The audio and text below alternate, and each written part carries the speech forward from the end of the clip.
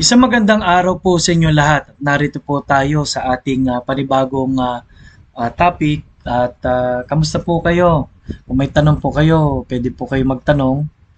And ang ating pong verse sa Hebrews 5 verse 11 at hanggang sa chapter 6 verse number 3. Ano po? Hebrews chapter 5 verse 11. Ano pong sabi rito? Tungkol sa kanya ay marami pa kaming masasabi at mahirap ipaliwanag palibhas ay naging mapurol na kayo sa pakinig. Alam niyo po, tandaan niyo po ha, yung word dito na mapurol sa pakikinig, no? Sa ating pong lesson, ang problema ng isang tao, hindi pa minsan yung hindi niya maintindihan ng salita ng Diyos, yung plano ng Diyos sa buhay niya. Kaya lang paminsan yung word na mapurol sa pakikinig, yung matigas ng ulo, yung parang sinabi ng Bible na itching ears, yung pag sinabihan mo anak mo parang, ano ba yan, lagi na lang yun ang sinasabi. Ano po? So, sa verse number 12, sapagkat bagaman sa panahong ito'y dapat na kayo'y mga guro na. Alam nyo, yung sinasabihan dito ni Apostol Pablo ay tinitake po natin matatagal ng nakakilala. At sabi din, guro na. Isa sa pinamalagang aspeto po ng Christian life po ay yung pagiging guro ng salita ng Diyos, yung tagapag-share ng salita ng Diyos. At dito po sa point po na to, parang nagsisisi si Apostol Pablo, no? Bakit po? Makita niyo po ito. Na kailangan muling may magturo sa inyo ng mga unang simulain ng aral ng Diyos. Kayo'y nangangailangan ng gatas at hindi pagkaing matigas. Alam niyo po, pagka baby, 6 months yan, gatas pala talaga, no? Tapos tsaka yung mga paunti-unti yung masanay po ang kanyang digestive system.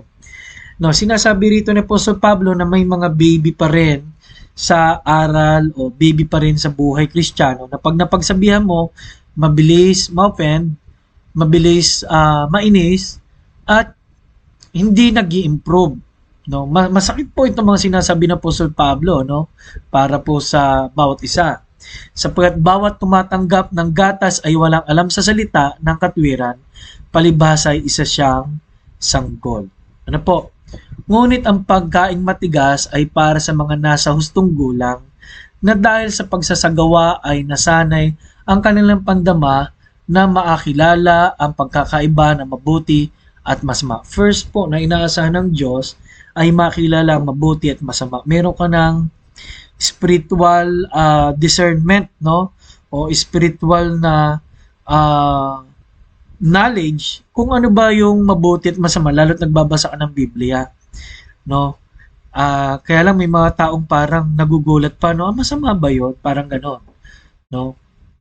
Sa verse number 1 of chapter 6, kaya't iwan na natin ang mga unang simulain ng aral ni Kristo at kayo magpatuloy sa kasakdalan na huwag nating muling ilagay ang saligan ng pagsisisi mula sa mga patay na gawa at pananampalataya sa Diyos.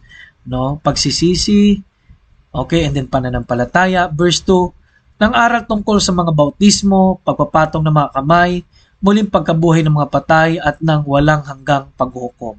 Kompleto po ito mula baptism, mula hanggang dun sa judgment ng Panginoon, no, mula dun sa sinasabing rapture, grabe po, no? Itinuro na pala yan, no, sa mga kausap niya rito, no? At ating gagawin ito kung ipahihintulot ng Diyos. So, sa madaling salita po, the 5 steps are 1, desire, no? Kailangan gustuhin na natin. Bakit po? Para tayong isang kabataang laging napapagalitan, para tayo isang taong walang direksyon, at para tayong, sabi ng Diyos dun po sa Hebrews chapter 6, ay ipinapako natin muli ang Diyos, no? Kung babalik na muli tayo sa mga turo na yan. Ano po? Bakit po? May responsibilidad po ang Kristiyano na maglingkod, maging tapat, at mangyayari po yan kung kilala natin ang Panginoon, kilala natin ang kanyang salita, no? At sana inaasahan na natin at inaasahan na po ng Diyos na number 1, alam mo na yung mga step by step po mula sa pagkaalala, ayun, rapture, pagdating muli ng Panginoon. Pero higit po dyan, may 3 bagay na gusto po kong sabihin sa inyo. Yung spiritual discernment and spiritual knowledge and wisdom mula sa Panginoon. Pag sinabi pong knowledge, yung karunungan. Pero pag sinabing wisdom, nakakalakad ka na ng tama.